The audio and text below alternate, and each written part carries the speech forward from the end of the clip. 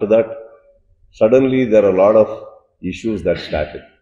ನಾನು ಅನ್ಕೊಂಡೆ ಹೋಗ್ತೀನಿ, ಎಲ್ಲಿ ಮಾತಾಡ್ಬೇಕೋ ಮಾಡ್ತೀನಿ. ಯಾಕಂದ್ರೆ ಒಂದು ಮಾಡಕ್ ರೆಡಿ ಆದವರಿಗೆ ಗೊತ್ತಾಗ್ಬೇಕು ನನಗೆ ಗೊತ್ತಾಗಿದೆ ಅಂತ ಗೊತ್ತಾಗ್ಬೇಕು. ನಾನು ಅದನ್ನ ಹೇಳೋ. ಇವಾಗ ನೀವು ಕೇಳಿದ್ರಿ ಏನ್ ಸ್ಟೆಪ್ ತಗೊಂತಾ ಇದೀರ ಅಂತ. ನಾನೇನು ಹೇಳಿದೆ ನಿಮಗೆ, wait and watch, because I can't give out everything. We will come. Last season ಅಲ್ಲೂ ಹಿಡಿದಿದ್ವಿ ನಾವು, ಹಿಡಿದು ಅರೆಸ್ಟ್ ಆಗಿದ್ರು, ಬಿಟ್ಟಿದ್ರು. ಈ ಸತಿ ನಾನು ಒಂದಂತೂ ಸತ್ಯ, ನಮ್ಮ ಹಿಂದೆ ನಾವು ಬರ್ತಾರೋ ಲೀಗಲ್ ಟೀಮು, ನಾವು ಯಾರನ್ನ ಇನ್ವಾಲ್ವ್ ಮಾಡ್ಕೊಂಡಿದ್ದೋ ಲೀಗಲಿ, ನಥಿಂಗ್ ಇಲ್ಲೀಗಲ್.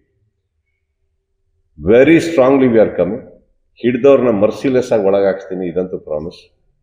ನನ್ನ ಸಿನಿಮಾ ನಾನು ಕಾಪಾಡ್ಕೊಬೇಕಮ್ಮ. ಎಲ್ಲಾರ್ದು ಇವಾಗ ಸಿನಿಮಾ ಬಂದು ದುಡ್ಡು ಮಾತ್ರ ಅಲ್ಲ, ಅಲ್ಲಿ ಎಷ್ಟೋ ಜನದ ಶ್ರಮ, ದುಡ್ಡು, ಎಷ್ಟೋ ಪ್ರತಿಭೆಗಳ ಒಂದು ಕನಸಿದೆ.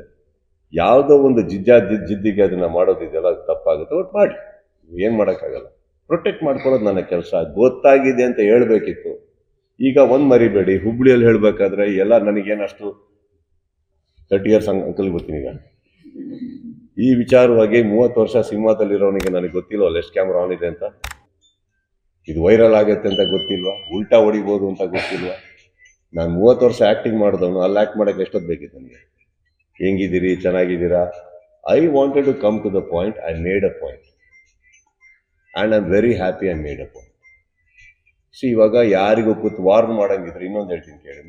ಇವಾಗ ಇಷ್ಟೆಲ್ಲ ವೇದಿಕೆ ಮೇಲೆ ಅಷ್ಟು ಜನ ನೋಡಿದ್ರಿ, ಎಲ್ಲ ನೋಡಿದ್ರಿ, ನನಗೆ ನಮ್ಮ ಹಿಂದೆಯಿಂದ ಹೊಡಿಯಕ್ಕೆ ಬರಲ್ಲ, ಸೈಲೆಂಟ್ ಆಗಿದ್ದು ಹೇಳಕ್ ಬರಲ್ಲ. ಪಾಯಿಂಟ್ ಅಲ್ಲ,